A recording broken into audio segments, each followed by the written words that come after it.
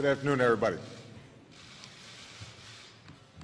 There are very few moments in our lives where we have the privilege to witness history taking place.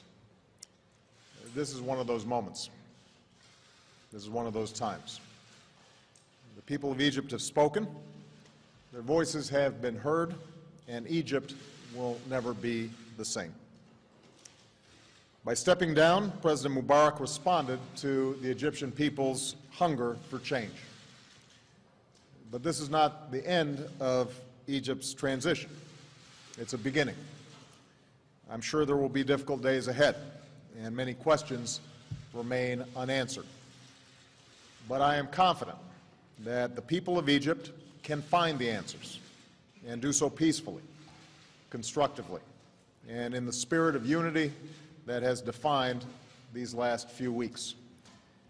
For Egyptians have made it clear that nothing less than genuine democracy will carry the day.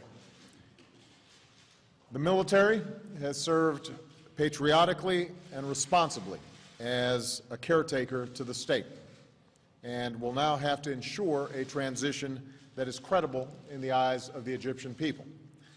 That means protecting the rights of Egypt's citizens, lifting the emergency law, revising the Constitution and other laws to make this change irreversible, and laying out a clear path to elections that are fair and free. Above all, this transition must bring all of Egypt's voices to the table, for the spirit of peaceful protest and perseverance that the Egyptian people have shown can serve as a powerful wind at the back of this change. The United States will continue to be a friend and partner to Egypt. We stand ready to provide whatever assistance is necessary and asked for to pursue a credible transition to a democracy. I'm also confident that the same ingenuity and entrepreneurial spirit that the young people of Egypt have shown in recent days can be harnessed to create new opportunity, jobs, and businesses that allow the extraordinary potential of this generation to take flight. And I know that a democratic Egypt can advance its role of responsible leadership not only in the region but around the world. Egypt has played a pivotal role in human history for over 6,000 years. But over the last few weeks, the wheel of history turned at a blinding pace as the Egyptian people demanded their universal rights. We saw mothers and fathers carrying their children on their shoulders to show them what true freedom might look like. We saw young Egyptians say, "For the first time in my life, I really count. My voice is heard. Even though I'm only one person, this is the way real democracy works." We saw protesters chant, "Salmiya, Salmiya. We are peaceful," again and again. We saw a military that would not fire bullets at the people they were sworn to protect. And we saw doctors and nurses rushing into the streets to care for those who were wounded. Volunteers checking protesters to ensure that they were unarmed. We saw people of faith praying together and chanting, "Muslims, Christians, we are one." And though we know that the strains between faiths still divide too many in this world, and no single event will close that chasm immediately, these scenes remind us that we need not be defined by our differences. We can be defined by the common humanity that we share.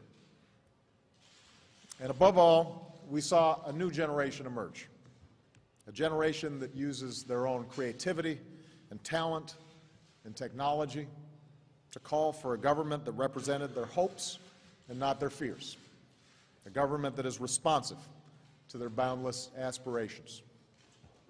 One Egyptian put it simply, "Most people have discovered in the last few days that they are worth something, and this cannot be taken away from them anymore, ever." This is the power of human dignity, and it can never be denied. Egyptians have inspired us, and they've done so by putting the lie to the idea that justice is best gained through violence. For in Egypt, it was the moral force of nonviolence, not terrorism, not mindless killing, but nonviolence, moral force that bent the arc of history toward justice once more. And while the sights and sounds that we heard were entirely Egyptian, we can't help but hear the echoes of history. Echoes from Germans tearing down a wall, Indonesian students taking to the streets, Gandhi leading his people down the path of justice.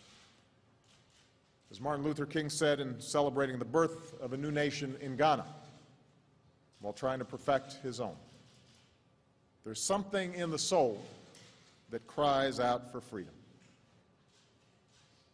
Those were the cries that came from Tahrir Square, and the entire world has taken note. Today belongs to the people of Egypt, and the American people are moved by these scenes in Cairo and across Egypt because of who we are as a people and the kind of world that we want our children to grow up in. The word Tahrir means liberation. It is a word that speaks to that something in our souls that cries out for freedom. And forevermore, it will remind us of the Egyptian people, of what they did, of the things that they stood for, and how they changed their country, and in doing so, changed the world. Thank you.